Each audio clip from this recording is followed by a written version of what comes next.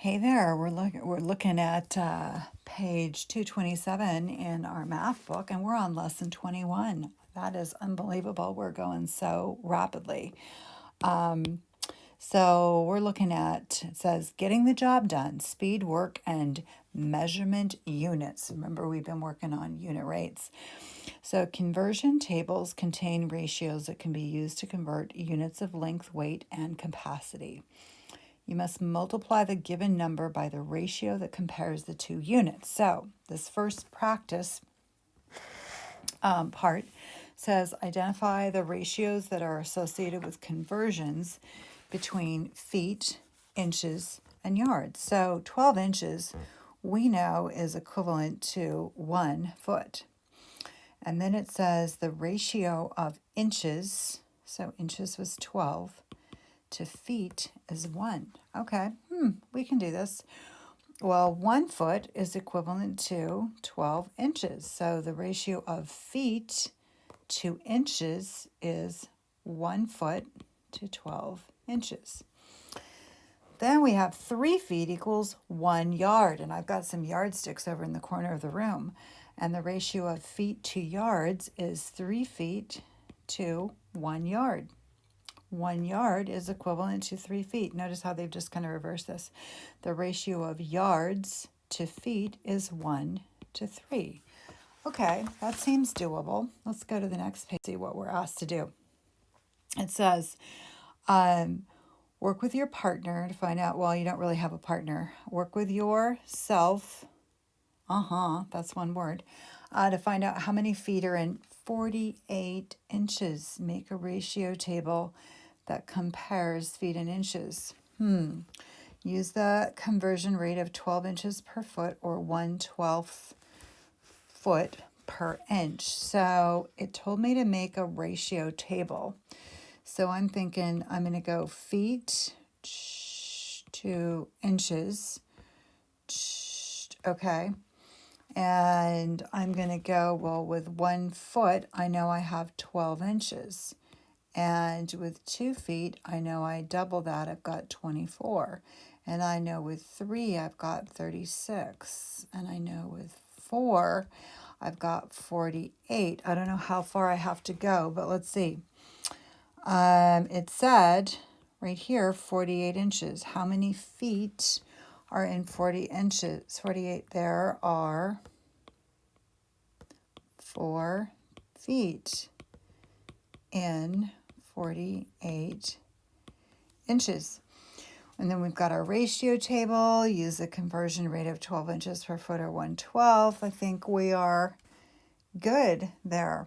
So I could do 1/12 times, and so this was 1 foot and 12 inches times 48 inches. Remember how we were doing this and I cross out the like unit, so I end up with 48 over 12, which equals 4 feet. Okay, so there's a couple ways to solve that, but they did ask me to do a table. So then I'm looking at how many grams. Let's change the, I like to go with this one. Okay, how many grams are in 6 kilograms? Again, make a record of your work before using a calculator. We didn't even use one before. The rate would be 1,000 grams per kilogram. The unit rate would be 1,000. So if we have 6 kilograms, is what they just told me I have. And then that is 6 kilograms.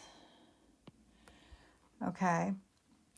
And that was a rate of 1,000 grams per, I'm looking back over here to kilograms.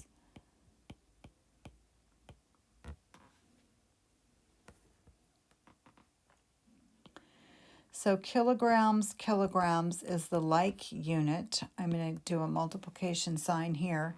So I end up with 6 times 1,000 over 1 is 6,000 grams. Okay, so I think we've got that too. This is 1 and 2A. I think that's kind of not Okay, let's go to the slide and see what we have. We have exercise 1 and 2. So it says how many cups are in 5 quarts. And also know that in the slideshow there's a table, and in your math book there's a conversion table. It is on page 231. So that might be helpful. So we have 5 quarts, and I'm going to put that over 1. It's a whole number. As always, make a record of your work before using the calculator. The rate would be 4 cups per quart, or the unit rate would be 4. Okay, I'm going to go times. I'm going to put my 4, it said cups per quart, right? Okay, so I'm going to cross out, if I have my other deal, I'm going to cross out my like units, and I get 5 times 4 over 1. The 5 times the 4 over the 1, okay, is 20. And what is my label is cups. Okay. That's what, and I answered the question. Okay, now it says, how many quarts are in 10 cups? So I've got 10 cups, and I'm going to multiply that by, I know that, didn't it tell me that 1, or in the chart? Let me go back to the chart. I'm looking on page 231, and I go, I know that cups and quarts, there's 4 cups and 1. So 1 quart is equivalent to 4 cups. And I get the like unit of measurement, diagonal, one is at the top, one is at the bottom, numerator, denominator. Okay, so then when I cross that out, I can cross multiply, and I get 10 over 4, and my remaining label is quarts.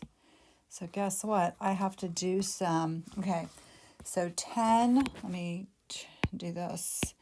10 divided by 2, top and bottom, and I get 5, 4 is just 2, so 5 halves, which is equivalent to how many 2s? If I had 5 divided by 2, I get 2, 4 minus 1, so 1/2 equals 2 and 1/2, and my final label is quarts. Okay, let's see what's on the next page, or maybe we're done. Awesome, well done.